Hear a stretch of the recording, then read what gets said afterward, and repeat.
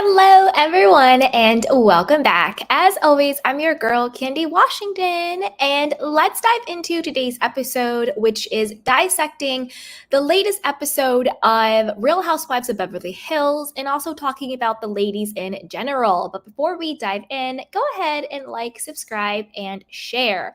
Don't forget, as you come into the room, be sure to drop your candy canes, say hi, where are you watching from, and all of your questions and comments. So with that, let's go.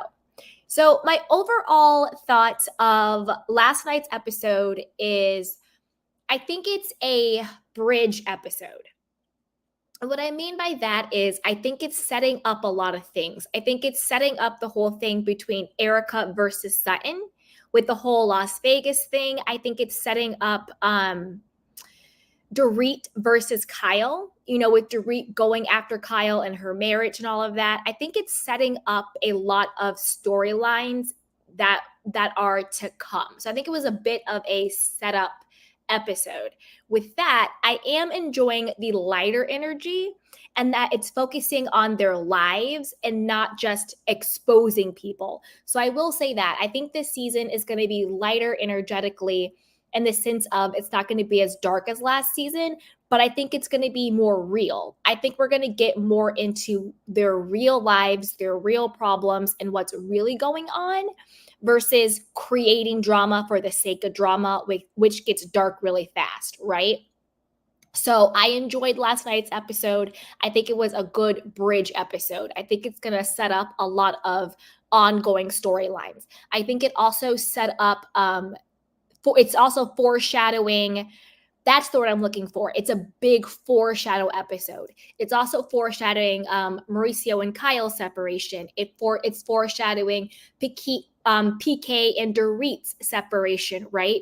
So it's foreshadowing a lot of the storylines that's going to come. I also think the producers put them on notice because I think after last season, the producers were like, listen, if we're going to continue this show with you ladies, you guys are going to have to show up in a different way. So I think that's another reason why the ladies are all in line and checked, especially Erica. I feel like Erica really was put on notice, and I'll get more into it like that. More into what I mean by that in a little bit. Okay. I also think that the producers put on notice that they have to dive more into Kyle. Because if you think about it, in years and seasons past, nobody's really ever gone for Kyle in like a real way other than like Camille, right? Other than that, Kyle has always been protected. She's always got such a sweetheart edit. She's never had to truly divulge anything about her marriage or her life. She talked about her sisters. She talked about everybody else, but she never got into really her life and her marriage and what's going on with her. And I think the reason why that's changing this season is one, the producer that protected Kyle, her main producer, is no longer producing on the show. That producer left. And then also, I think after last season, with the whole everything with Lisa Rinna and with Kathy, and the audience has kind of called for holding vile Kyle to task. It's like you're not going to skate by Kyle. You're not just going to stir the pot. You're not going to ask all these questions, but not actually talk about your life and yourself. You're no longer able to deflect. So I think the producers put everybody on notice that number one, you need to keep it light and you need to keep it real and you need to put Kyle on blast if Kyle wants to save her spot. Also, don't forget Erica Jane foreshadowed this last season. Remember when she was like, okay, well, we're not just going to talk about me and Tom Girardi's legal problems when everybody else has marriage and legal problems. So we're going to start talking about everybody's problems, right? Erica Jane threatened that last season, and I think that's going to come to fruition. That's why we're seeing more about PK and Dorit. That's why we're seeing more about Mauricio and Kyle. And I think more and more of that is going to start coming out. Now, let's dive into each lady with last night's episode and just in general. All right, so when it comes to Dorit, I think this is going to be Dorit's season. She's really stepped up to the plate. She's kind of involved in almost everybody's business except for Garcelle's and Sutton's. And she's really stepped to the plate. And I think producers made it very clear to her, you want to stay on this show, then you need to get off the couch and you need to start showing up. And I think she's up for the challenge. Last episode was Dorit's episode. She was the one hosting everything. We're doing everything, Dorit. I think this season is going to be Dorit's season, and she has to really step it up. I think that she's over scheming and scamming with PK. I do believe they are separated, even though last night she gave this really weird interview with Page Six where she was spiraling. I did a video on that. Go check it out. I do think they're separated, and I think that she's over scheming and scamming. I think they've been grifters. I think they've been fraudsters. I think that now that her children are getting older and it's also being more talked about in the media and in the spotlight, I think she's kind of trying to get away from that. I think she wants to find a man who has legitimate money, and I think she's, in her mind, outgrown scheming and scamming fraudster PK. I think in the past, she was down with it. She didn't care about the insurance scams. She didn't care about the gambling debts. She didn't care about the bankruptcy. But I think now that she's older and her children are older, I think she's looking for more stability in her life. I think, she's kind of like, I'm tired of being the ride or die. I'm ready to just chill. Because her issues with PK that she talks about really has nothing to do with PTSD.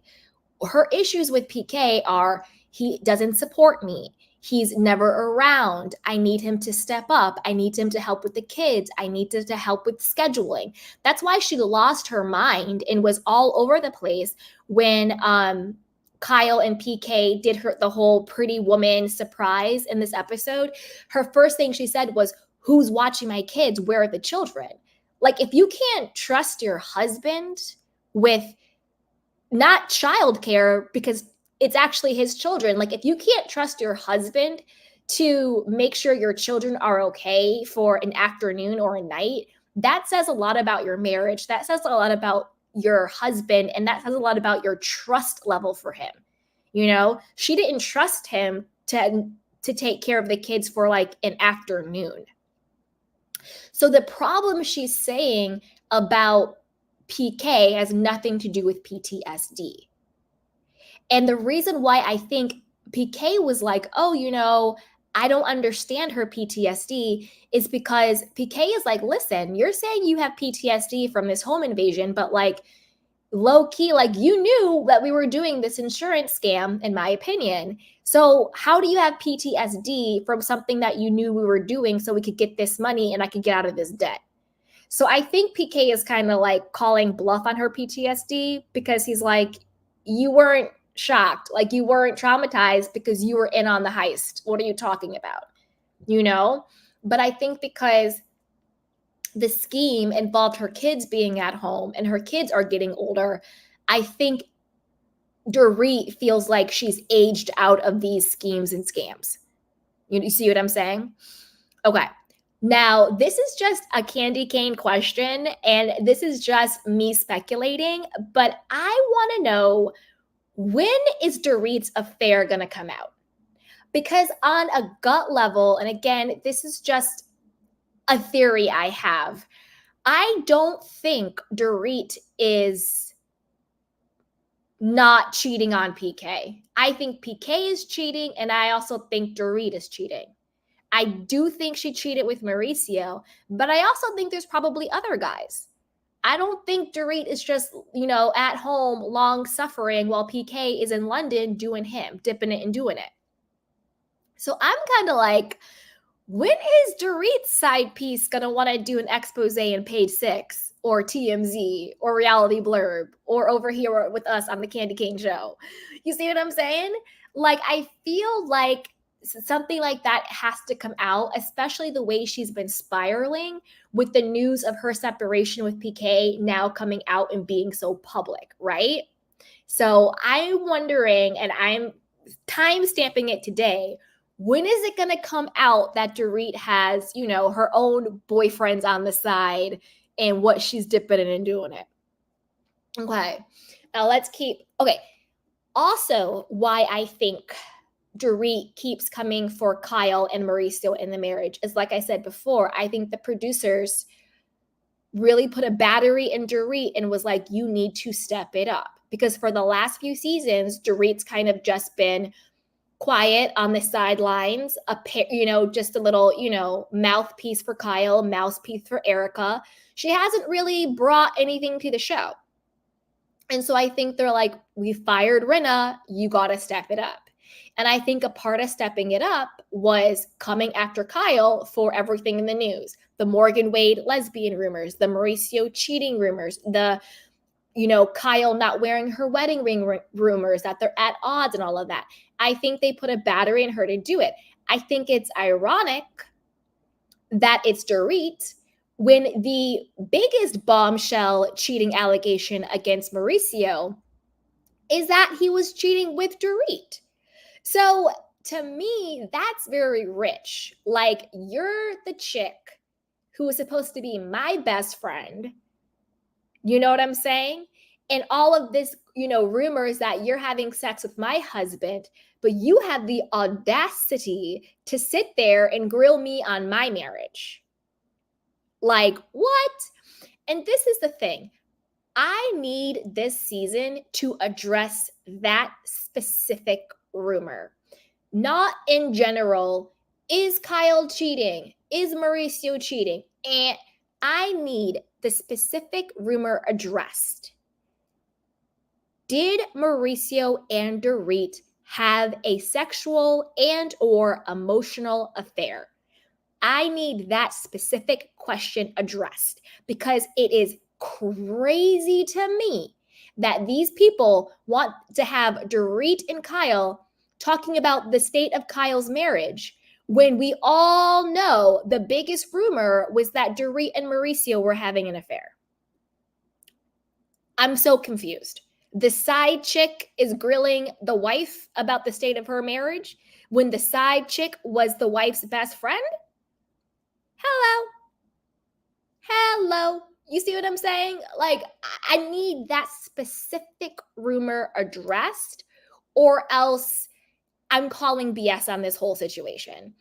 I don't think Dorit likes Kyle. I think Dorit has always used Kyle as a shield and for cover.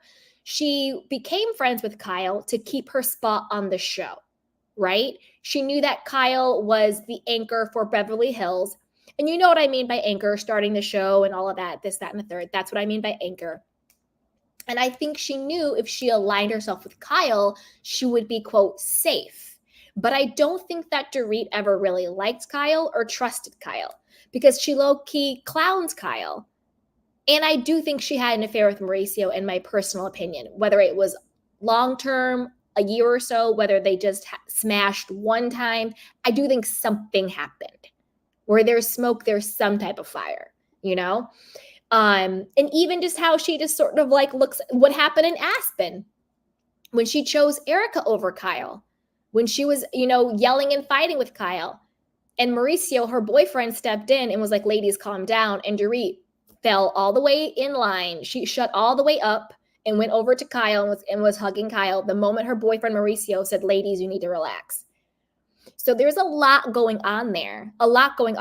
Also, a huge component that's baked into this is not just Dorit and Kyle being best friends, but PK and Mauricio being best friends.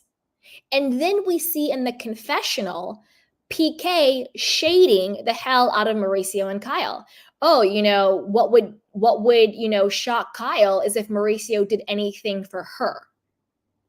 That's a lot of shade for someone who you're supposed to be best friends with, PK and Mauricio. They had their whole bromance going. That's a lot of shade. But don't forget, their friendship has also, been tested and also has devolved. Number one, PK and Mauricio were supposed to do a real estate reality show together in the UK.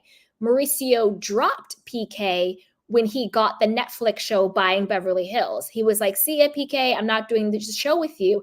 I'm going to go do my own show with the agency and my family for Netflix, and left PK out to dust. Honestly, I'm not mad at it. I would do the same thing. If Netflix was like, Candy, I'm going to give you your own show. let's go do this, I would be like, okay, sayonara, see you guys later. We're going to Netflix. So I get it. But on top of that, though, there's also the betrayal between PK and Mauricio. Because you have to put yourself, and I know we clown PK because he's a fraudster and all of that stuff. But when you take that away and you actually just think about human relationships and dynamics, PK is also faced with the rumors that his best friend is having sex with his wife. So it cuts both ways. One, it's Kyle is faced with rumors that her best friend Dorit is having sex with her husband Mauricio. And then PK is also faced with rumors that his best friend Mauricio is having sex with his wife Dorit. And I don't care how strong of a friendship you have, when those allegations are out there, particularly how public it is, that is going to test and put a strain on any friendship where it is called into question if your wife is having sex with your husband or if your husband is having sex with your best friend, right? So it cuts both ways. PK and Kyle are in the same boat, facing rumors that their spouses is having an affair with their best friends. So I wasn't shocked that PK had all of this smoke for Mauricio in particular, and by default, Kyle, because that has to feel some type of way. You know what I'm saying? That has to feel some type of way. And then we'll get into more of Dorit's comment when I get to Kyle's about the couples and all of that stuff. But I think that's very interesting. I think that's very telling. Now, Dorit's reaction to PK's quote surprise, I thought it was super annoying and it was super over the top. Even production was like, Dorit, you need to calm down. Just go talk to Kyle. She was doing the most. I'm over the PTSD storyline. Even, PK was like, what are you talking about? You knew we were going to, do this fake home invasion for the security money, for the insurance money. Like, just stop. There was that. And then also the whole, I need to be in control and blah, blah, blah, blah. It was boring to me. It was flat. What I thought was the most interesting part was them bickering over dinner, how she just wasn't happy and all of this stuff. And he was like, I don't know what to do to make you happy, all the control, and I need you to show up. I think that is really the core of what their issues are. PK is checked out, he's doing him, and Dorit feels like you've left me with $1 million in tax debt. You've made me do all of these schemes. I'm raising these kids by myself, while you're doing everything. I'm no longer sexually attracted to you, and I'm frustrated in our marriage, and I want out. That to me was the most interesting part, because it was clear that they weren't on the same page and that they were unhappy. So that was the most interesting thing. She could have missed me with all the other theatrics about it. You see what I'm saying? Okay. Now let's move on to Miss Erica Jane. All right. This might be an unpopular opinion, but I'm going to give it. The reconciliation between Erica and Dorit, I actually thought was genuine as it could be for someone with Erica Jane's either personality disorder, narcissism, sociopathy, whatever it's called. I'm not a doctor. I don't diagnose. But obviously when Erica said she didn't know how to have empathy, that's some type of personality disorder or diagnoses, right? If you lack empathy, that's something. That's some type of sociopathy or antisocial. I don't know. Again, I'm not a doctor, but there's a chip missing, right? And I think that Erica herself was realizing that something was off with her mentally when she was unable to lack empathy. I don't think it's because, like last night on Watch What Happens Live, Garcelle was like, oh, it's because she's been on the defense. Erica hasn't been able to think about how other people feel. No, you could be in defense mode and still have empathy. Erica just lacks it in general. But I do think she had some type of realization. And also, from a strategic standpoint, Erica needs allies.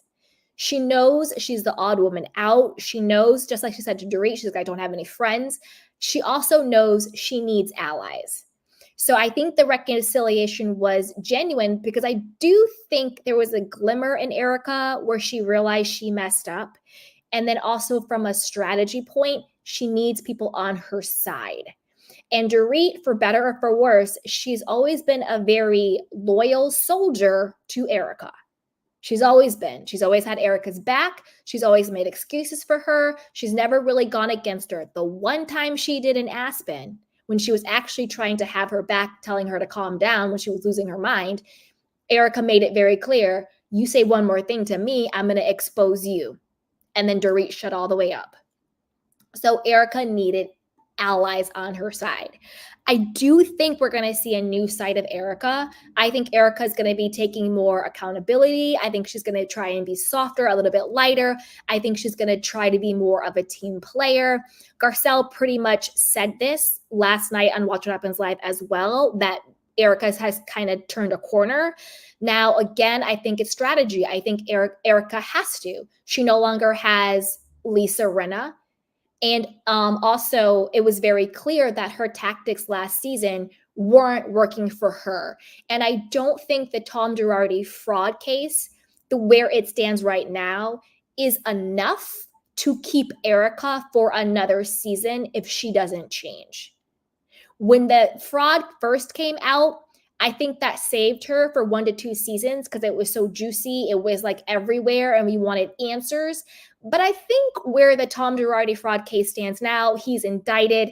Everybody else is indicted. I think Erica will be indicted. I say in 1 to 3 years. I know that sounds like a long time. I think she will be indicted for something. I don't think the feds are going to let her get off. I think they're going to let her get comfortable. I think they're gathering evidence. There's a lot of people on Tom Girardi's camp who's already, turned state's evidence. They've already turned on him. They've all taken plea deals and they're all trying to get the best deal for themselves. And the only way to do that is to give the government something. So I do think the government and the feds have an open case on Erica, but they're being very quiet about it because they want her to get comfortable and slip up. And they want to get as much against her as possible. She may not be indicted for what we think she will be indicted for, but I'm pretty sure she will be indicted at some point. I don't think she's going to get out of this scot-free. And so I think that Erica turning this new leaf and wanting to be one of the girls, talking about, I gave up fighting with the girls for Lent. A higher power told me I needed to stop fighting. I don't think it was God telling Erica to stop fighting. I think it was the producer saying, listen, if you don't get your stuff together, then you will be in the unemployment line with Lisa Rinna. So get it together, sweetheart. It was the producers, not God, okay? That is what I think is happening with Erica because the Girardi fraud case, I don't think is strong enough to carry her anymore after this season. So she knows she has to change. So is the change itself genuine? I don't know. I think it's more, I want to save my skin. I want to keep getting this Bravo check. I want to keep this fame. I want to get she's getting a spinoff or like a special for her Las Vegas residency. So I think she wants to stay in the good graces of the powers that be at Bravo and NBC. And I think a lot of what we're seeing with the ladies, in my opinion, is coming directly from the producers and executives after what happened last season. Because if you think about it, NBC and Bravo were brought into a lot of lawsuits and potential lawsuits with, Botgate and the racist attacks and the homophobia and the racism and all of that stuff. On top of that, NBC and Bravo are now facing multiple lawsuits with the whole Bethany reckoning and, Leah McSweeney suing them and everybody's suing them and NeNe suing them and everybody's suing them. And then also how it made it to the bullying made it to Good Morning America. If on Good Morning America, they're talking about the toxicity and the bullying of the show, that to me was when it got the executives' attention. So I think after everything that happened last season and how big it got publicly in mainstream media and all of the lawsuits and Diana suing everybody, sending cease and desists and everything with her scandal, I think the powers that Erica is referring to are the executive and producers. And I think they put every single housewife on notice. And they made it very clear what's going on. That's why you're having these kumbaya moments. That's why you're having a softer Erica, you know? That's why you have them sort of singing a different tune and it's lighter. I think everyone is trying to save their jobs. That's what I think is really going on here. So we'll see what happens. And I also think that we're gonna see the true Erica come out in those promos we saw against Denise Richards, still going after her. Like the jealousy is real. Erica, you're never going to be the sexy icon that Denise Richards is. You know, she was a Bond girl. She was in Wild Things, married to Charlie Sheen. And she's had a, you know, continuous career as a working actress. You're just not going to be able to ever touch Denise Richards. Leave her alone for her OnlyFans. Like, honestly, leave Denise alone, Erica. And I co-signed what Denise says. She said, you're a very evil woman. And Erica said, I am. Because Erica continuously tells us exactly who she is. When she said, I don't give a damn about anybody but myself, she meant it. When she said, I don't know how to have empathy, I don't know how to feel for other people, she meant that. When she said, I am, when she was called an evil woman, she meant that. She told us exactly who she is. She's selfish, narcissistic, a little bit of sociopath in there, or psychopath, whichever, whoever lacks empathy, that's what she is. And she's evil. And this isn't me saying this. This is me repeating what she said about herself. And like Maya Angelou said, when people show you who they are, believe them. She didn't just show us, she told us. So this isn't me calling Erica names. This is how Erica described herself. Evil, lacking empathy, and selfish and narcissistic, only caring about herself. So she told us who she was. You know, she told us who she was. And those are all in her own mouth and out of her own words. So we'll see. We'll see. Okay, now let's move on to Miss Sutton. Okay. I really like Sutton. And I want to know your opinion on this, guys. So put it in the chat box. I am bored to tears and I'm just bored over, and I think it's a fake storyline. The whole, I want to prove myself to my ex-husband. I think that's just for a storyline in her whole, like, I am a woman, feminist, hear me war, you know, the whole, like, not letting the man lead and all this stuff. Like, shut up, Sutton. Like, shut up. And I love you, but like, I'm not buying it. I don't think it's authentic. And I'll tell you why. Sutton has been divorced for 7 years. This isn't fresh. You know, he's moved on. I think he might even be remarried at this point. She's moved on. Her kids are grown. You see what I'm saying? She gets $300,000 a month in spousal support. She owns businesses. She has stocks and bonds. She's buying horses. Like, Sutton is good. She doesn't have little children she's raising. Like, the co-parenting really isn't real because all of her kids are 18 and over, at least in college and out. Girl, bye. I don't think she needs to force this feminist, proving myself to my husband, I don't want men to lead storyline. Like, you don't need it, Sutton. It's boring, it's flat, and it's not true. I think Sutton and her ex-husband are fine. I think he does him. I think she does her. I don't get what the problem is. I don't need this storyline from Sutton. What I need from Sutton is, I love her quirky personality. I love her one-liners. I love her Southern shade that she throws. I love seeing her over-the-top decadence, right? I love seeing buying the horses and her Sutton boutique and her Birkin bags and flying to France for, Dior, personal Dior showings. I love that she has her, her personal assistant slash butler with her all the time. It's giving Patricia from Southern Charm, right? Her personal assistant guy who's with her all the time, house manager. I'm living for that. I'm living for her quirky friendship with Jennifer Tilly. I'm living for that. I'm living for the matchmaking and her, kind of, being this awkward first dater person and getting the matchmaker and her trying to find love. I live for all of that. That I think is enough. I actually think it's watering down my likability towards Sutton with this fake storyline about proving yourself to your ex. And that this is the thing, if you really want to have a feminist storyline like this, the storyline should be, I am proving to myself that who I am is enough. Not I'm proving to my ex-husband from 7 years ago, who gives me $3.5 million a year, that I'm enough. It's BS, Sutton. You and your ex-husband are fine. Your kids are grown. You make millions of dollars a year in spousal support. You don't have problems, okay? And that's the thing. I don't want to see problems that don't exist. I want to see you being quirky. I want to see you spending money on frivolous things. I want to see you dating and having fun and shopping and drinking and just doing your thing. That's what I want to see.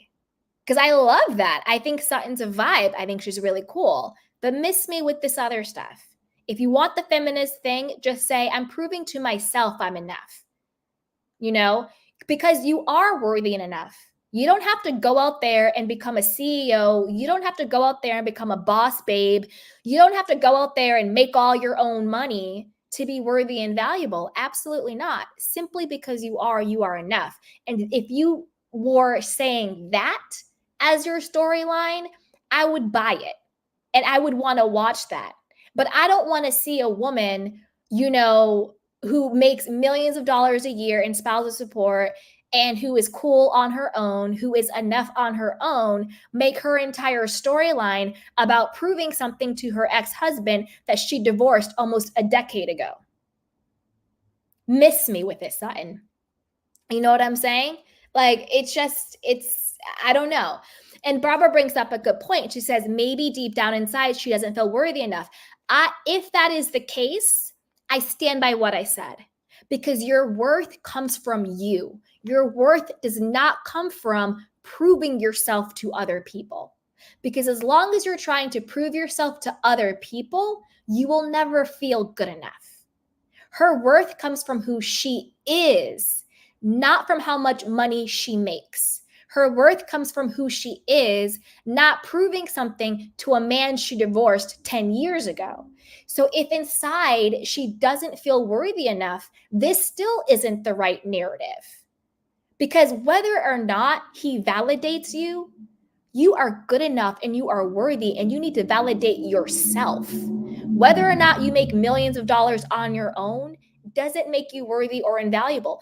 What about all of the women out there who don't make millions of dollars on their own? What about people who work regular 9-to-5 jobs? What about women who are single? What about women who are in marriages? What about women who are divorced? What about women who work regular jobs? Or what about women who don't work regular jobs? Are they less than? Are they not worthy? Does a worth of a woman come from how much money she makes without a man? No. So I totally agree with you, Barbara, and I think you're spot on with that. But I stand by what I say, and thank you for saying that, because I think that brings up a really good conversation starter. So shout out to Barbara. Thank you for that comment. You see what I'm saying? And Amy says, I think she wants to prove it to herself and as her ex. No, that's not true. She said it herself. Go back and watch episode 1 and last season's episode.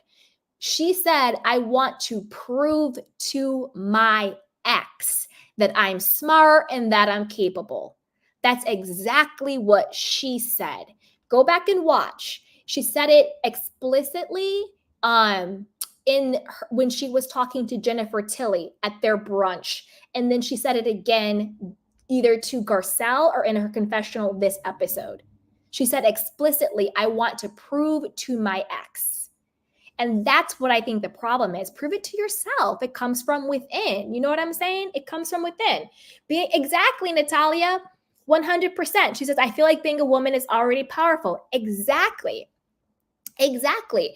I feel like, and the reason why I'm going so deep into what Sutton is saying is because I don't think Sutton means for it to sound this way.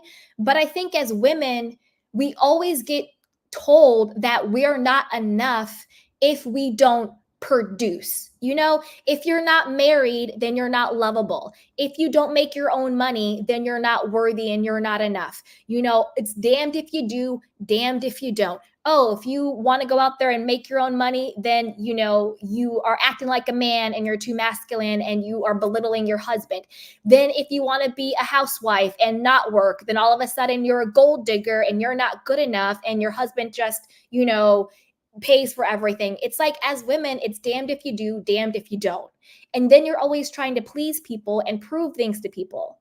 You know, you don't have to prove anything to your ex-husband. Sutton is amazing simply because she is, and we all are. You know, if you are a woman, you have children, all of a sudden, you know, if you don't have children, then you're not really a woman. You're not as valuable. You know, if you do have children, what type of mother are you? Oh, God forbid you're a single mom, you know, all of that stuff. It's like you can't win. And so what I mean by that is it's time that as women, we reclaim our power simply because we are. Whatever that looks like and however it shows up. We don't have to be boss babes. We don't have to be housewives. We don't have to be mothers. We don't have to be anything. Simply because we are enough. And I think that's the narrative we need to be preaching and teaching ourselves and our daughters and our sisters, right? Because it's just, you can't win. And that's really more of why I don't like Sutton's narrative on this. And also because I don't think it's true. I actually don't think Sutton really has anything to prove to her ex-husband. I think she's doing it for a storyline.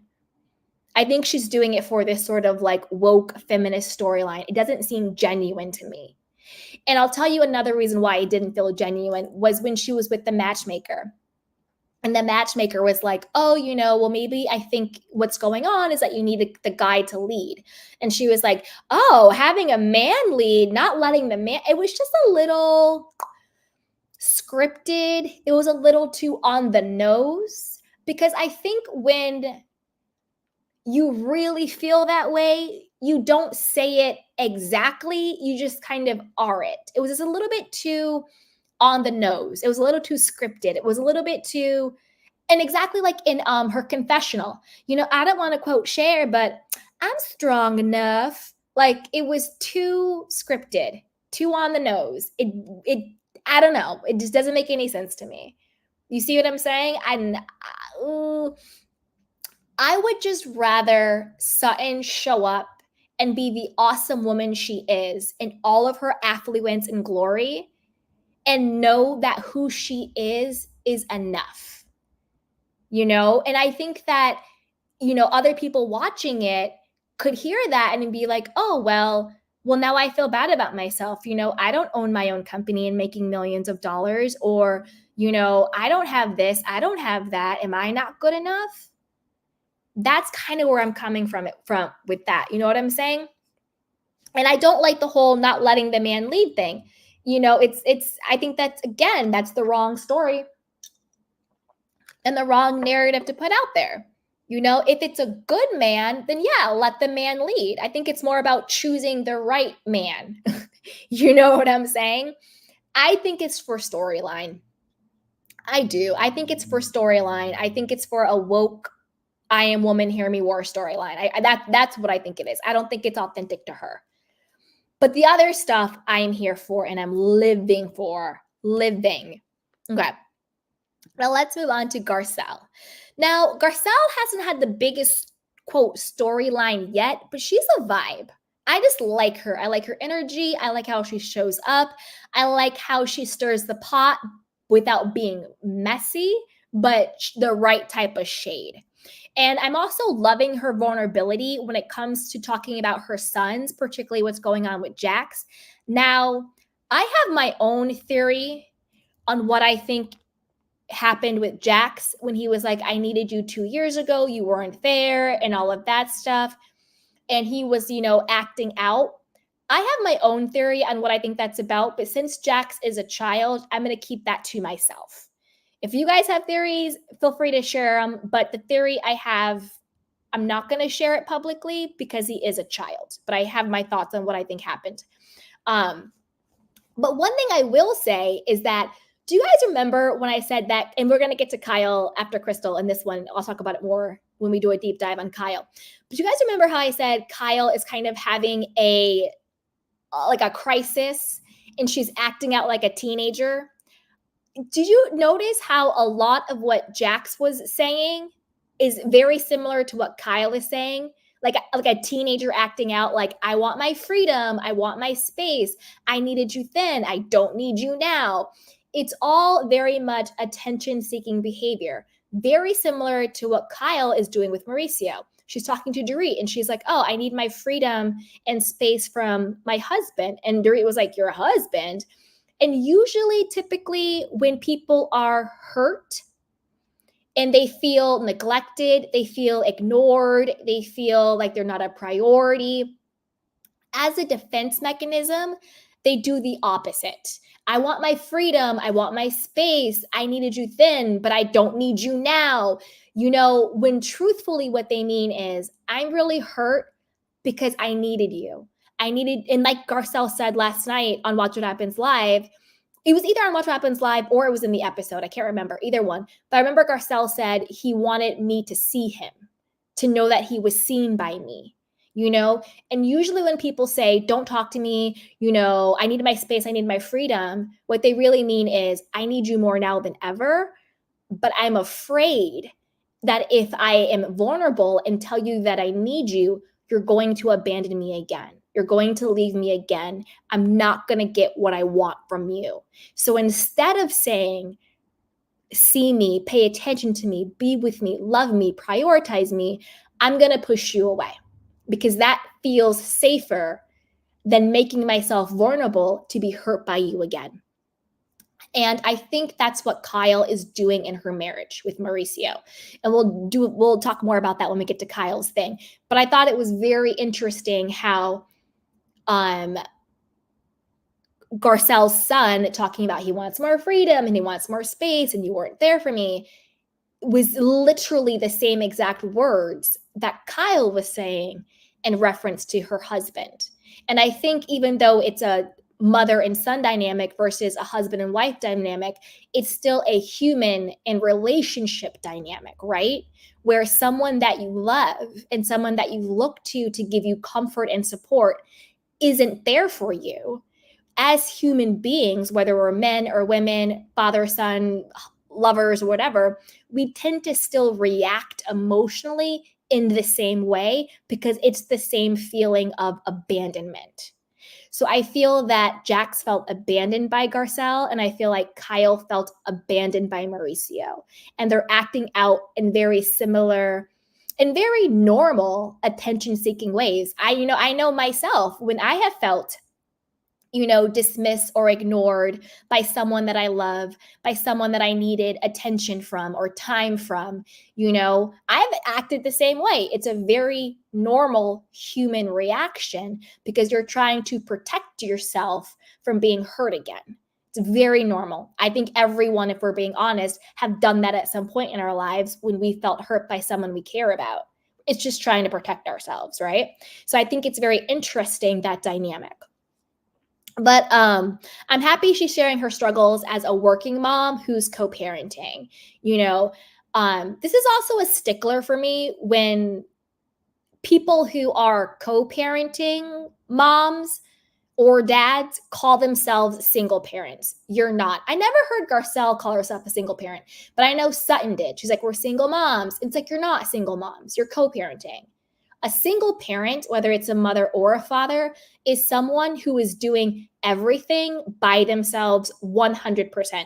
They are carrying the emotional, mental, spiritual, and financial load of raising children literally by themselves. That is a single parent. Sutton and Garcelle are not single parents. Again, I never heard Garcelle call herself a single parent. She said co-parenting. So I'm not talking specifically to her, but I mean, a lot of times people on these shows are like, I'm a single parent. It's like, no, you're not. You are a co-parent. You have someone who you may not be married to, you may no longer be in a relationship with, but they are still there helping you with the financial and emotional and spiritual load of raising children. Now, I get sometimes there are situations where one spouse or ex doesn't want to pay child support or things like that. I totally get that. There are nuances to it, but in general, co-parenting is not being a single parent. And I just want to shout out to all the true single parents out there who have had to raise their children truly by themselves. And that doesn't take away from co-parents. Being a co-parent also comes with its set of challenges and setbacks and compromises and sacrifices and difficulties, of course.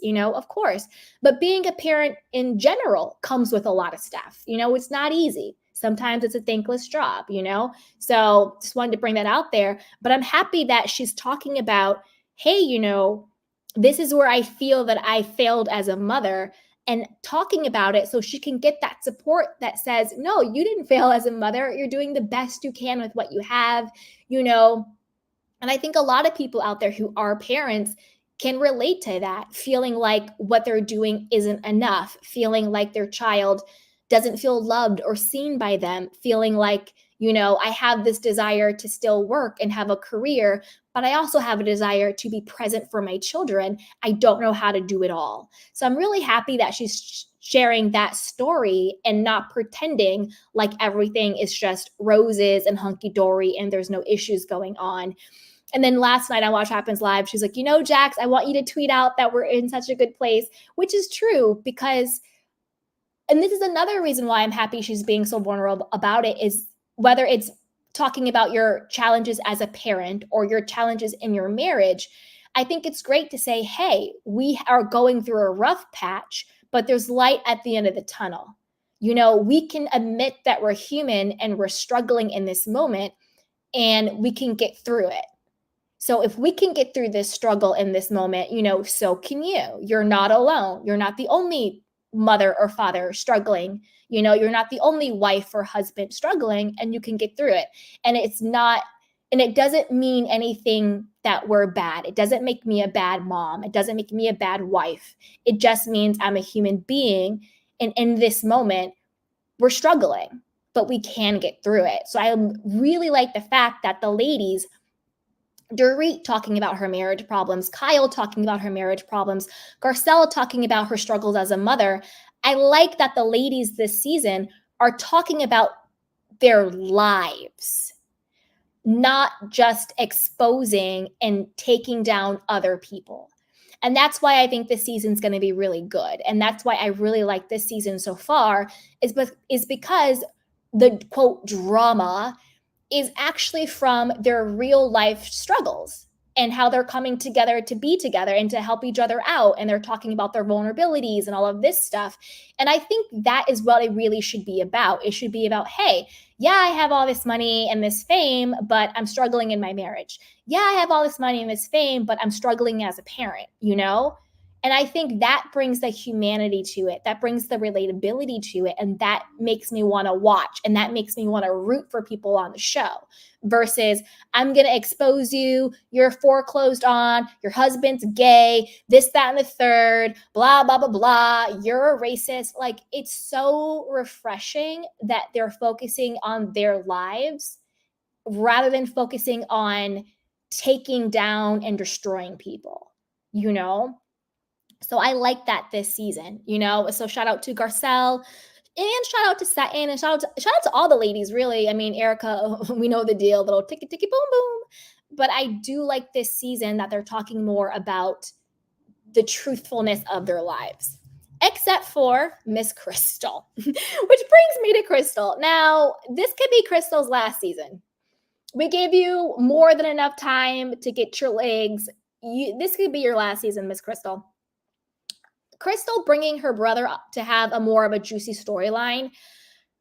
I have two minds with this. My first mind is I'm okay with it. You know, bringing your family on. Her brother has a very interesting story. The Justin Bieber of China. Okay, maybe. I mean, is Justin Bieber 41? I don't know. But like, I don't know. You know what I'm saying? But this is the thing. I thought that was fine. Bring on your family, talk about their stuff, have interesting stories. He's now in the confessionals. I'm here for it. That's fine. On the flip side of that, and also, well, before I get on the flip side, back to her brother, Jeff. If I was Jeff's fiance, I would have ended the engagement too.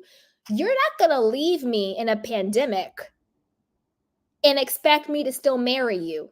I don't think so. And that's basically what happened. He left his fiance either in China or wherever they were to come to America to shelter in place with his family here. And because the wife didn't have a certain visa or passport or something, she couldn't come. And he left her.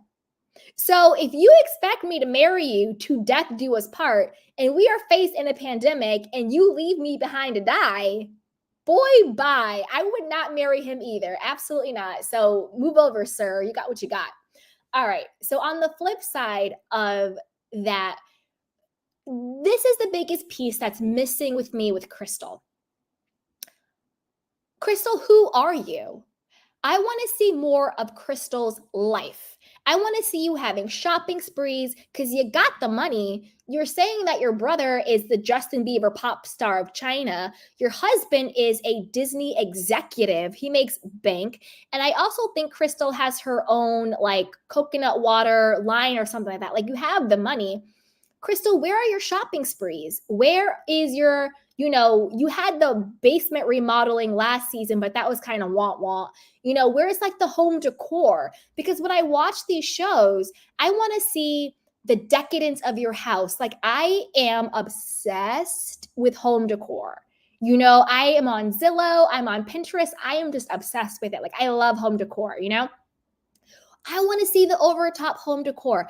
I want to see you shopping and splurging. I want to see you hosting, you just turned 40. You're probably closer to 41 now since season. You're 40, you're 41.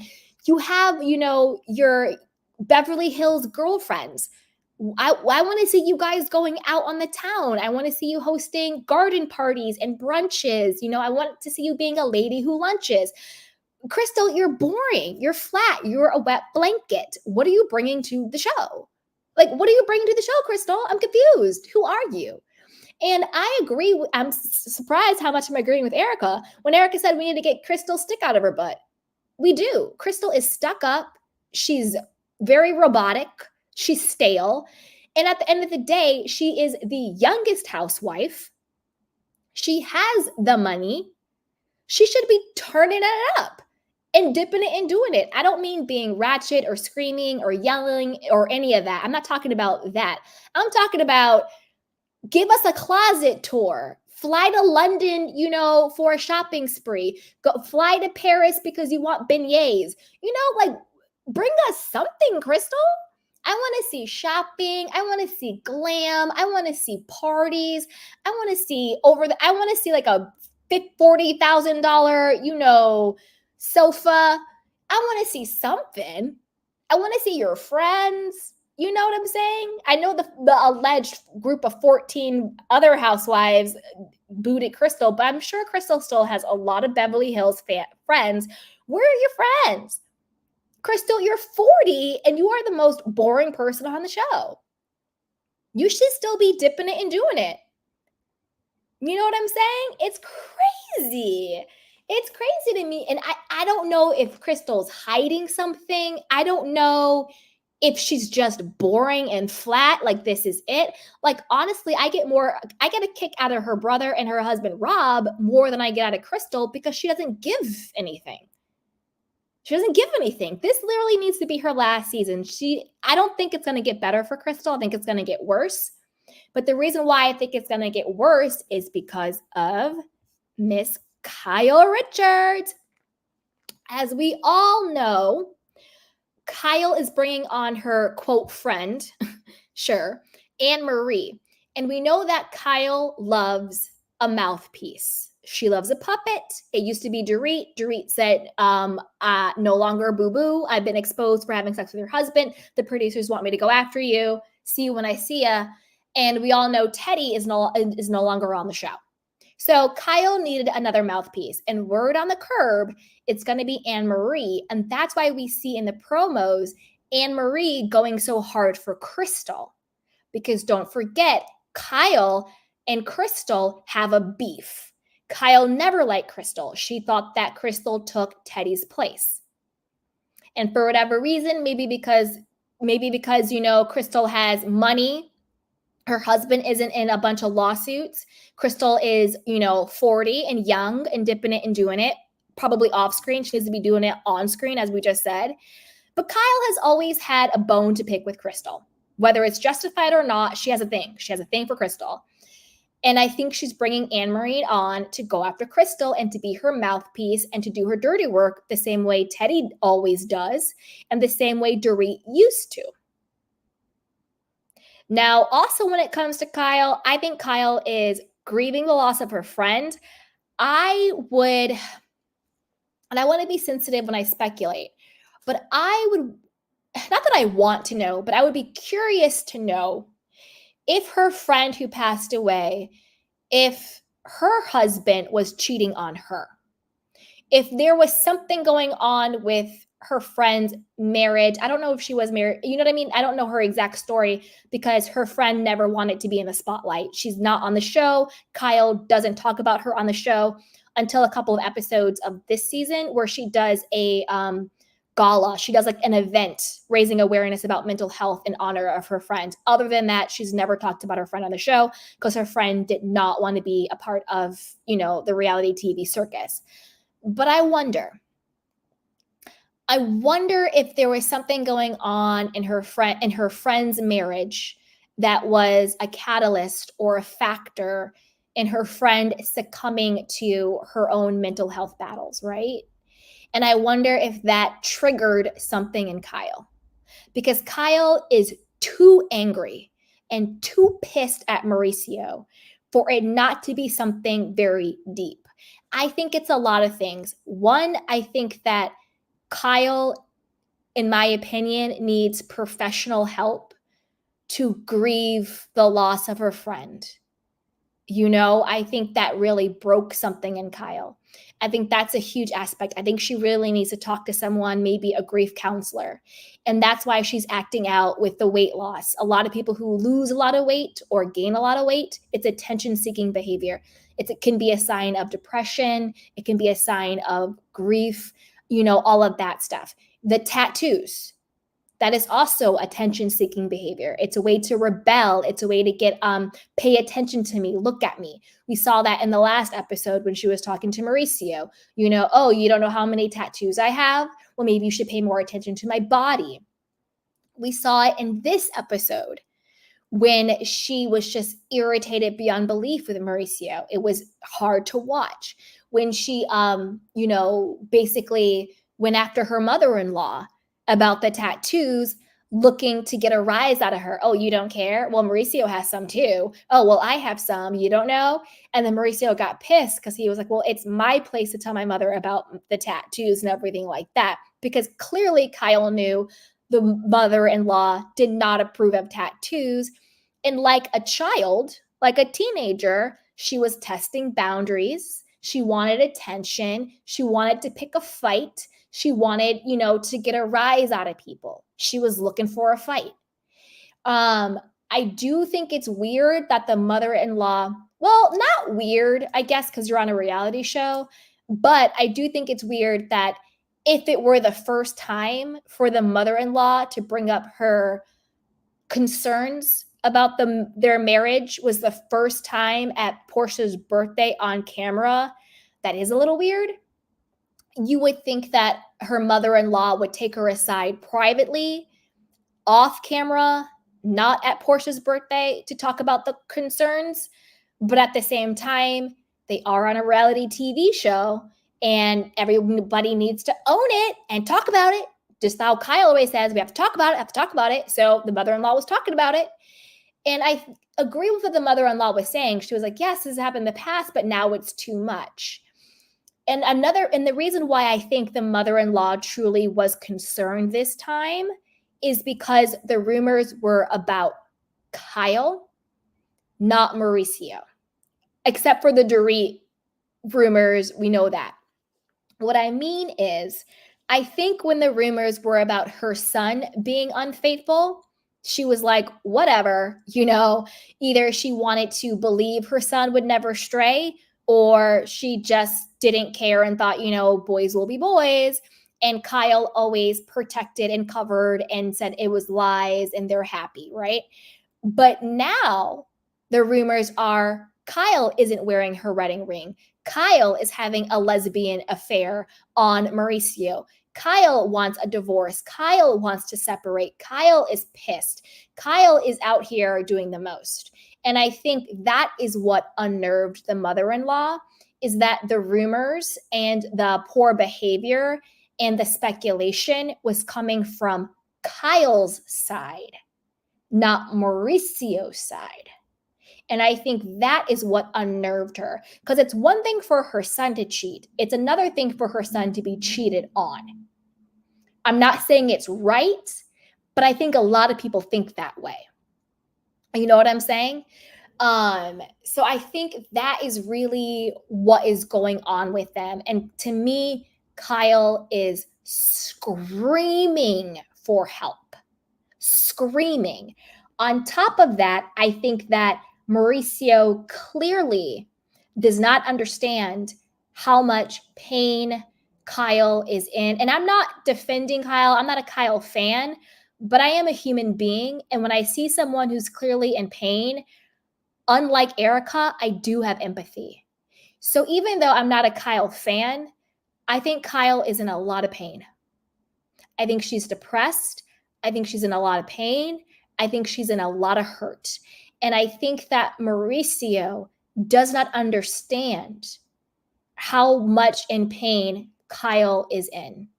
Because if I put myself in that situation and my childhood best friend succumbed to her mental illness and my husband was not there for me, I might be wilding out like Kyle. Hopefully, I would be emotionally mature enough to say, hey, we need to get some help here. I need some help dealing with this. We need to get some couples counseling. I need my own counseling. Let's get some help navigating this feeling. That's what I would do personally, but maybe they're not, people grieve in their own way. And I think the biggest disconnect going on here is that Mauricio doesn't understand how much pain Kyle is in from the passing of her friend and how betrayed she feels that he put the agency and working and everything else before her. That's why she said that his work, the agency, is the other woman, because he put everything else above her, because I don't think he got the memo just how much she needed him. Because sometimes when a death of someone doesn't hit you in a particular way, you don't see how it hits somebody else in a particular way. And I think when her friend passed away, it shook up her life. When people die, particularly when they die unexpectedly, particularly when they die young, because 50s now is young. It's young. You are out here dipping it and doing it in your 50s. I think when you die young, I think when you die unexpectedly, I think when you die by your own hand because of your mental illness battle, that hits different. That hits different, And I don't think Mauricio understands what Kyle is going through. And I think that sort of cracked Kyle open, where now she's like, am I happy in my marriage? Am I happy in my life? My kid, the kids are basically grown. Portia is still 15, but she's about to be in college in a couple years. The kids are all about to be out the house, and then on top of that, you're hit with Mauricio allegations of sleeping with Dorit, who is one of your best friends. And then on top of that, even though you know who you married, but on top of that, he is now also facing one $35 million lawsuit, another multi-million dollar lawsuit. And those are the only two that we are talking about, but there's so many more lawsuits against Mauricio and the agency, right? So your husband is facing multi-million dollar lawsuits, which doesn't just affect him and his business, but that could affect your livelihood, your assets, your homes, what you got going on, because that's your husband, So not only are you facing multi-million dollar lawsuits, that's a huge amount of stress, but you've lost your friend, you have public cheating allegations, and you're at the point in your life where you just don't know who you are. And I think she's going through a huge identity crisis. And Mauricio either just does not have the emotional capacity to be there for her, but I also don't think that she is communicating to him what is really the problem, either because she doesn't have her own awareness. Because sometimes when you're grieving and you're going through stuff, you're not even aware of it. You're not even aware of your anger, of your hurt, of your frustration, of your whatever you're going through. Sometimes you're not even aware of what's going on with you, which is why I do think they need professional help. I think she needs a professional psychologist or therapist. I think they need couples, and I think he needs them too. And this is not to absolve them of, their fraudulent behavior and how dirty they've done other people like Kathy and Kim and LVP. I totally get that. But I'm talking about just on a human level at this point. They need some real help. And that's why they're still spiraling now. And that's why she's talking about, well, I was hurt that he was holding hands with his dancing with the star partner. And, that really hurt me. And we're trying to be amicable and la, la, la, la. Because she still loves him. She just felt abandoned by him. And he just doesn't get it. And they need help from a professional to really talk through everything. You know what I mean? And the gag is ding dong Dorit. I know she stepped up. I think this is going to be Dorit's season. And I actually really like her this season. But ding dong Dorit girl. And this is why they need, and I said this earlier, and I'll say it again because it bears repeating. This is why they need to address directly and specifically the Dorit and Mauricio cheating allegations. And I really hope they do. But when ding dong Dorit in her confessionals were like, we used to, hang out as couples all the time, Mauricio and Kyle, me and PK. But, ever since last year or the reunion or whatever she said, we haven't hung out as couples. You think? Because everybody and their mother was saying that you and Mauricio were having an affair, and then you expect to go have tapas with them tomorrow? Like, come on, girl, come on. And I think a part of Kyle believes the rumor, but she would never let herself go there. That's why she's still friends with Dorit, but that's why they're not hanging out as couples anymore. Number one, I think PK believes it and feels some type of way, but he won't say anything. Kyle believes it and feels some type of way, but won't say anything. And that's why they're not hanging out as couples anymore. I mean, I'm telling you, I'm a pretty mature person, but if there's a rumor that my best friend is having sex with my husband and the world is talking about it, I don't know how comfortable I would be being couples friends anymore. At least it would take a long time. It would take some healing. And I would need proof beyond a reasonable doubt that it did not happen. I mean, I need some real good proof, something. I don't know. I need Like, Erica, I need a message from a higher power telling me it didn't happen. I'm going to need some good proof that something didn't go on given everything we saw. So, Dorit, Kyle doesn't want you around her man, and PK doesn't want you around his best friend. Get with it. Talking about we don't hang out as couples anymore. I wouldn't have you around my man either. Please. Please, girl, bye. Bye. And then you can also see that Kyle is so irritated and annoyed by Dorit pressuring her to talk about her issues with Mauricio when she clearly does not want to talk about them. But Dorit wants to keep that Bravo check. Dorit wants to keep that diamond. And so Dorit is showing up to work.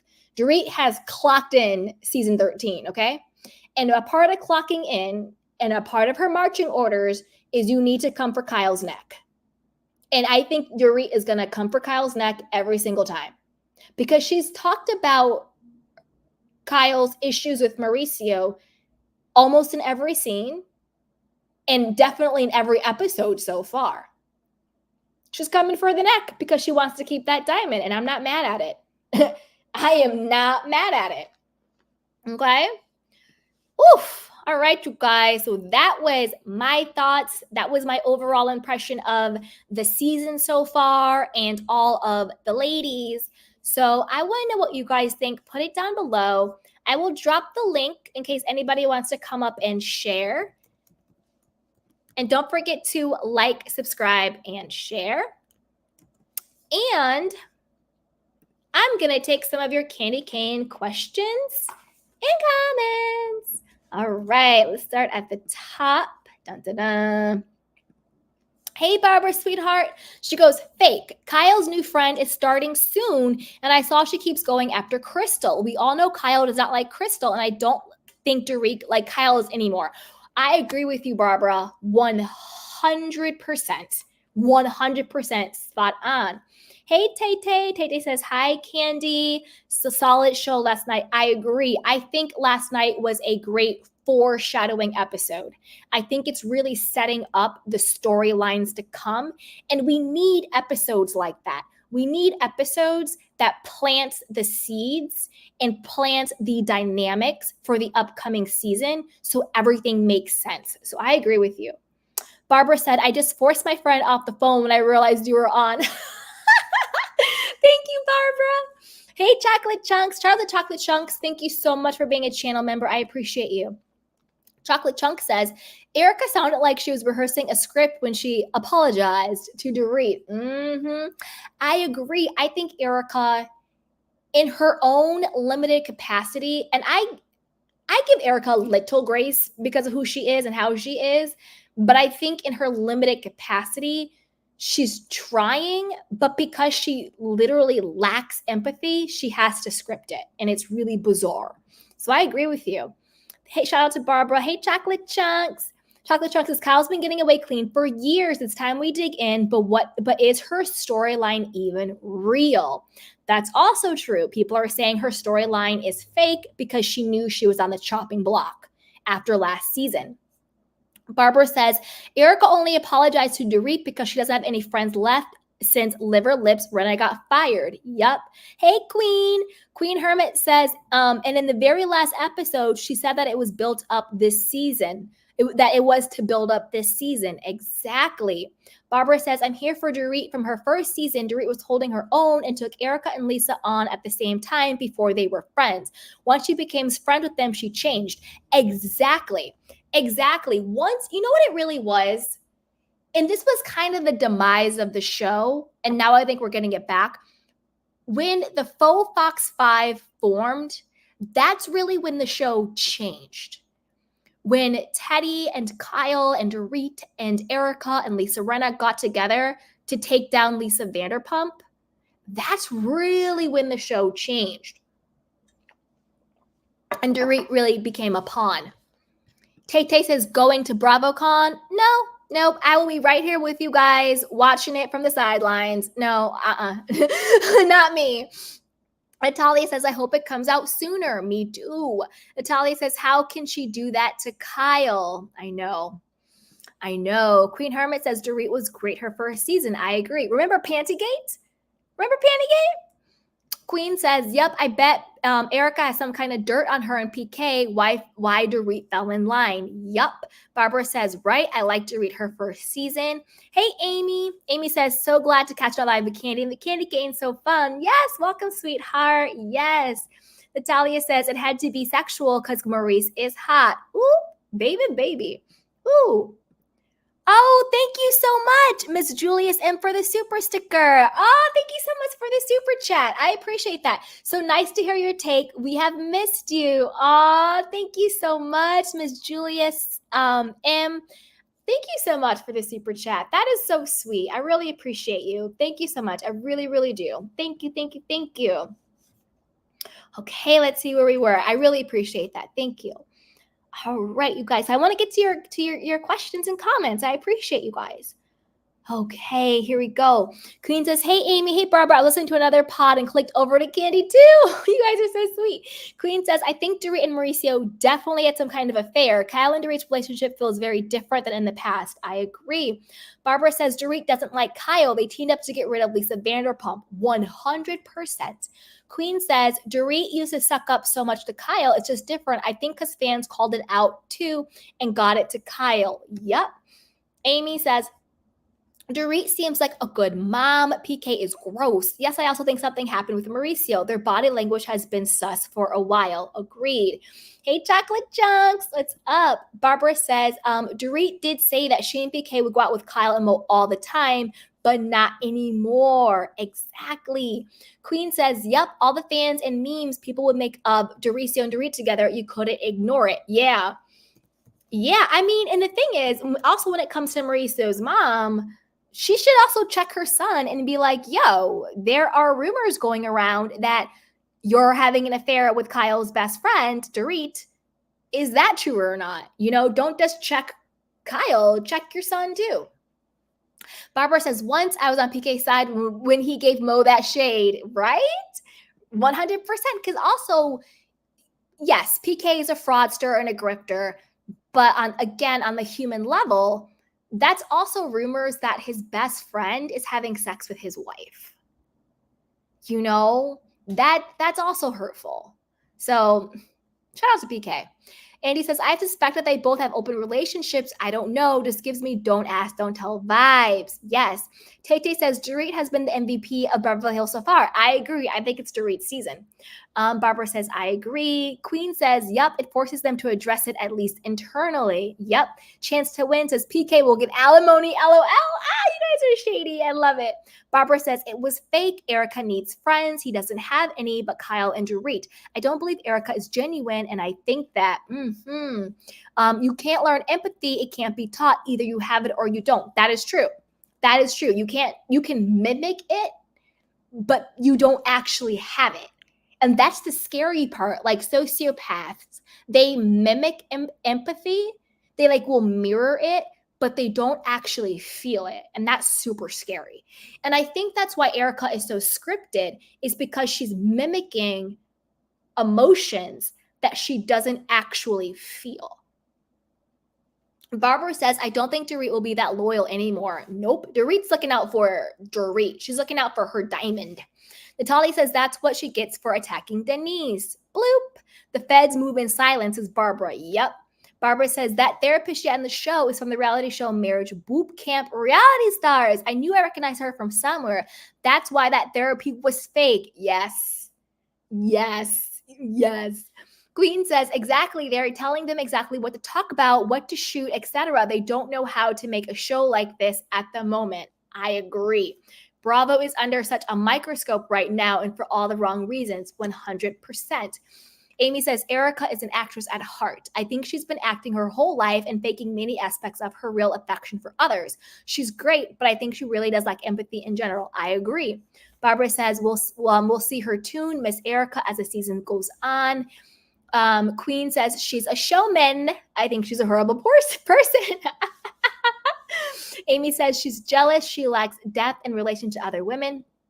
Amy says her own words say it all. Hey, Sandy. Sandy says, I mean, she hired a life coach. Homegirl is grasping at anything and everything after Rinna, 100%. Queen says, it's to be relatable. Barbara says, I like Sutton. Juanita says, I love Sutton. Shout out to Juanita. Thank you so much for being a channel member. Okay, so we're on Sutton now. Natalia says, but Sutton has many times said she needs and wants a man. Exactly. That's why I think the whole not letting a man lead feminism thing isn't authentic. And I think it's for a storyline. Linnea says, agree 100%. Erica is evil. Amy says, I love Sutton and you are so right. She's hilarious. And also, I don't think she really wants a man. Juanita says, that's silly. Queen says, I love her confessional dress. Barbara says, Sutton will have it out with Kyle and then with Erica. Yep. Queen says, I'd watch a show just about Jennifer and Sutton shopping and vacationing. Me too. Me too. I would watch a show just about them shopping, buying horses, vacationing, having caviar at 10 a.m., champagne at noon. Like, I'm here for it. Like, and bring me too. Sutton, you want a sidekick? I'm available, okay? Barbara says, maybe deep down inside, she doesn't feel worthy enough. I don't think that's going to be her only storyline. Amy says, I think she wants to prove it to herself, not necessarily to her ex. Queen says, I like people who are trying to prove something to are really the ones controlling your life, not you. Exactly. Amy says, good point, Queen. Natalia says, I feel like being a woman is already powerful, 100%. Amy says, ooh, I need to rewatch it. Sad. Amy says, yes, Natalia. Eileen says, I know that you're past this now, but I want to see the drama between Denise and Erica and how it started and who started it. Yeah, we'll see. We'll see. That episode is coming up. Barbara says, Sutton did say twice about proving herself to her husband. She did. She said she wanted to prove it to her husband. And that's why I thought it wasn't authentic, you know? Amy says, preach, Candy. This message is so important for all women to hear. Exactly. I said it once, I'll say it again. As women, we are worthy and we are enough simply because we exist. Point blank, period. We don't have to make money. We don't have to pop out kids. We don't have to lock it down with a man.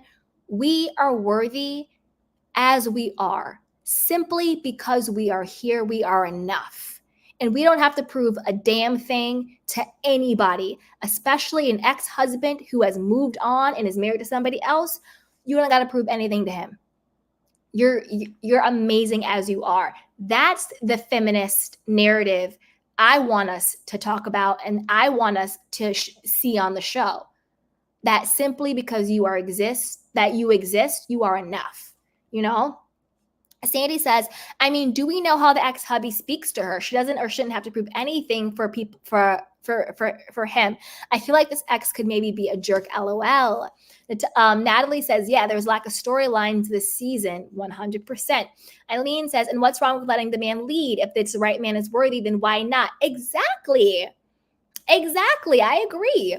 Amy says, nothing wrong with letting a worthy man lead, but also we can lead too. Exactly. And I think what it is that in order to have a healthy partnership with, like, let's just say like a husband and a wife, just for, example's sake, a healthy partnership is, respecting your man who, and we're going to assume he's worthy, right? A good, worthy man. Respect him enough to let him lead. And if he is worthy and good, he will respect you enough to let you lead when it's time for you to lead. And a partnership should be that type of harmony. He leads when it's time for him to lead, and you lead when it's time for you to lead. And there is a mutual appreciation and respect for each other. But if you out the gate, I don't want a man to lead, blah, blah, blah, blah. Well, you're not putting him in his healthy masculine, so he can't put you in your healthy feminine and come together as a healthy unit. And I don't mean gender and all that. You know what I mean? So yeah, I agree. Natalia says me because she works a lot. Oh, now we're on Garcelle. Okay. Amy says, Garcelle's a great mom. She lets her kids speak, but also recognize that he is a kid and he was being a bit melodramatic, but most teenagers can be. Exactly. Chocolate Chun says, I immediately noticed that, Candy. Kyle sounded like Jax, right? I was like, I want my freedom and my space. Like, okay. Do you also need a nap and a snack and, Do you need nap time? Do you need to be burped? Amy said, great point, Candy. Her people act out due to self-preservation and being scared of abandonment. 100%. I've done that myself. I probably still will do it because I'm a human being. And as humans, sometimes when we're hurt, we, act out because we're afraid of being hurt again.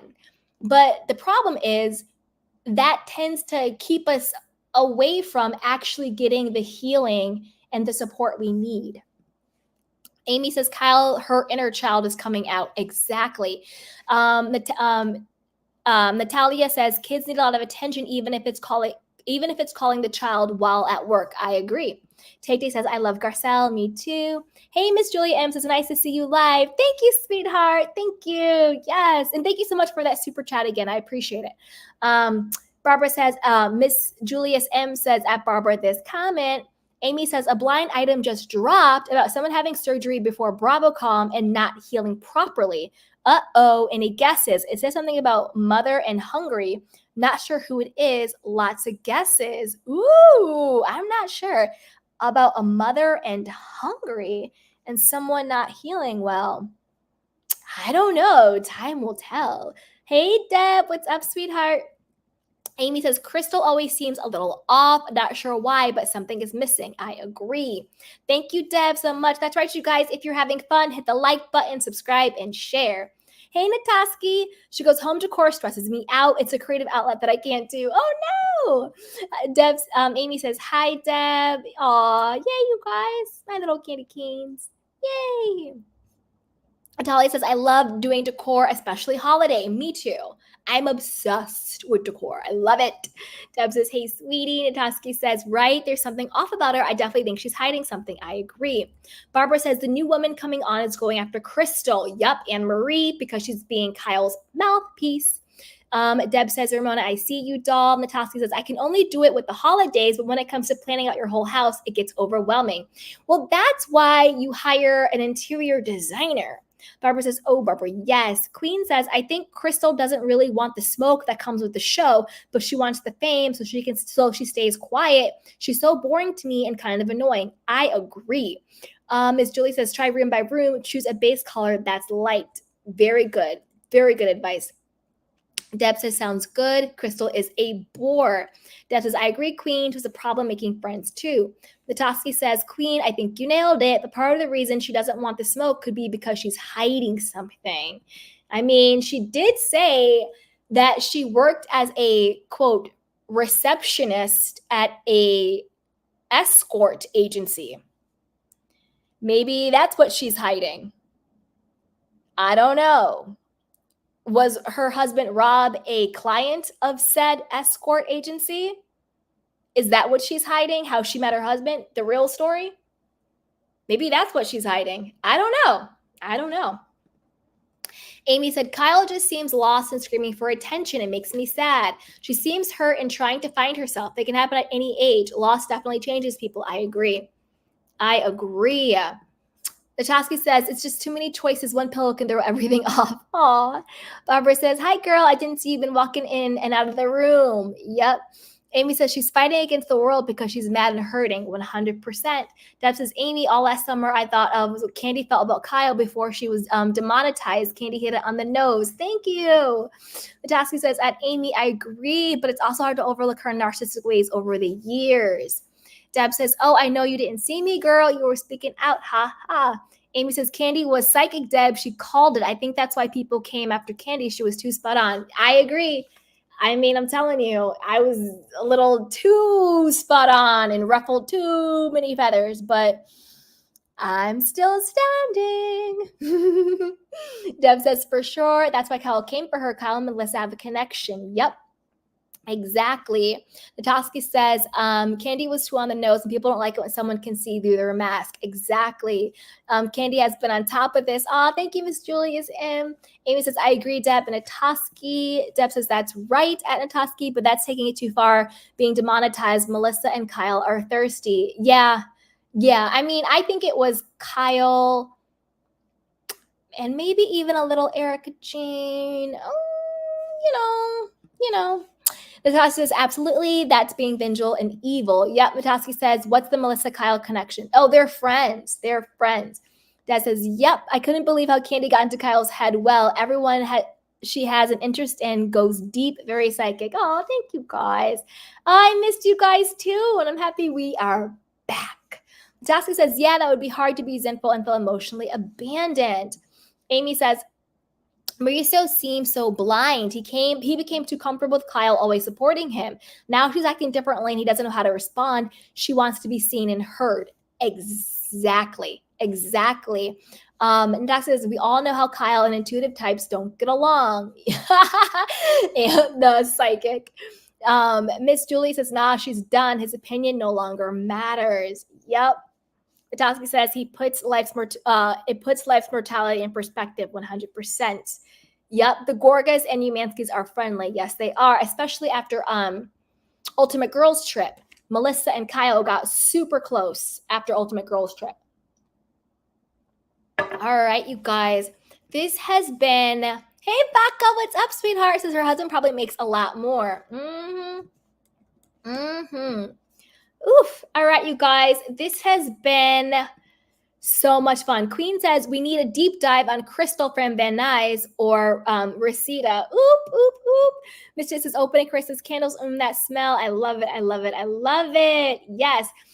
You know what, you guys? I want to do more deep dives. So if you have suggestions, put them in a comment, email me, comment on something, send me a DM on what deep dives you want me to do on anything, really, whether it's housewives, pop culture, because I want to do more, sort of like the ones I did with the robberies. I want to pick something and do a deep dive into it. I was thinking of doing a deep dive into Kandi Burruss and her marriage to Todd Tucker, but do we care? Is that boring? Like, I don't know. So let me know what deep dives you guys want me to do. Amy says, yes. Am I going to do Real Housewives of Miami? Yes. We'll be doing Real Housewives of Miami. We did Salt Lake City this week. We will continue with Salt Lake City and obviously Beverly Hills. So we'll be doing Miami, Salt Lake, and Beverly Hills. And then I want to do deep dives for you guys, maybe like one a week, you know. I don't want to say 2 a week and then can't deliver. So let's do 1 a week to start out. So I want to do more deep dives and everything. So yes, Amy says still standing because they can't keep a strong queen down. Exactly. You can't. I was like, I'm going to fight this. Baka says, I can't with Kandi and Todd, but you guys, it might be a quick deep dive because I have a very juicy theory about Kandi and Todd that I haven't heard any other content creator say, because you know how I think. So I think I'm going to do the deep dive because I have a juicy theory about them. And yeah, so I'm going to do it. I'm not going to say it on this live. You guys have to join me on the deep dive, but I got a juicy one on it. Juicy. Baka says, yes, that would be great. The Queen says, thank you, Kandi. Have a great night, everyone. You too, sweetheart. All right, you guys. This has been Todd is a cuckold. Yes, he is, little Todd Tucker, messing with my Kandi. I mean, even just for namesake, Kandi's got to stick together. All right, you guys, I love you so much. This has been so much fun. As always, put it down below. What are your thoughts? What are your questions? What are your comments? What are your requests? What videos do you want me to make? Because I want to make content that you guys want. The juicier, the better. Vodka says, I would love deep dives. Me too. I think I'm going to try and do some over the weekend. I'm traveling back home for the holidays. So that's going to be fun. Going to see my family.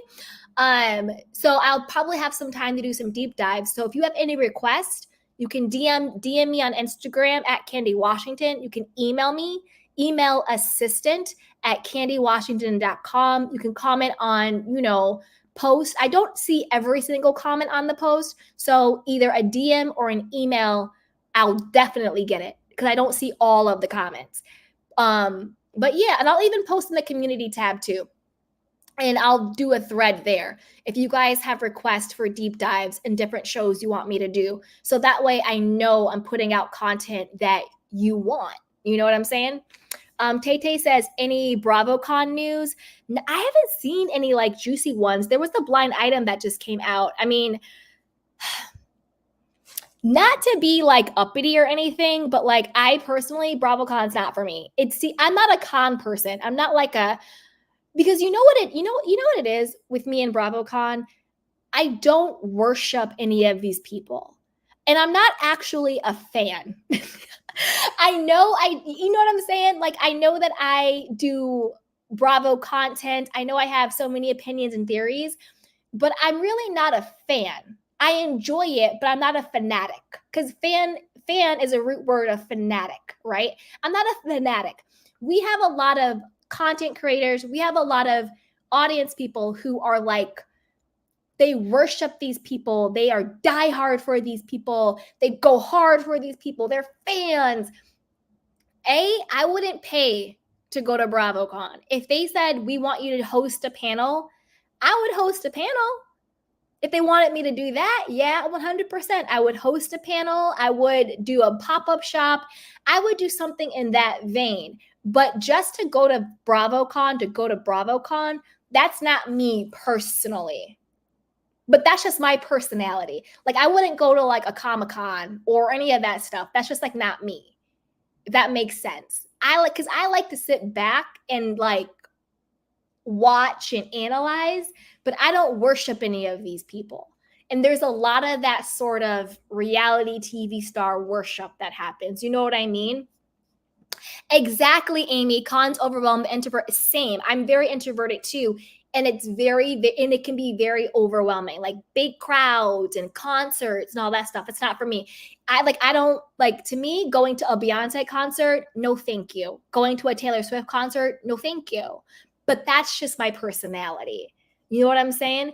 Deb says, Amy, I crack me up. Vodka says, totally get it. Who wants to go see Kyle? Kyle would have to pay me. I will watch her on Bravo. That's it. Exactly. If NBC and Bravo said, Candy, we're going to make it right that we helped get your channel demonetized and we're going to pay you to come and do a panel and actually ask the real questions and not just kiss everybody's butts, then hell yeah, I would go. But to pay thousands of dollars for a flight, a hotel room, and a ticket just to have to worship these people, no. I'm going to watch right along. I'm going to watch it streaming. I'm going to watch the blind items. I'm going to watch the blogs and report from there. You know what I'm saying? Deb says, you crack me up. Amy says, you are the best, Deb. I love it. Mutual Admiration Society, hon. Yay. All right, you guys. I'm really going to go this time. But I love you. I love you guys. Take care of yourself and each other. Subscribe, like, and share. And Tay says, I would pay to see Sandoval Moon. Not that, Tay. I love you guys. All right, I'm really going to go. I love you. Take care of yourself. I'll talk to you guys next time. Mwah. Bye.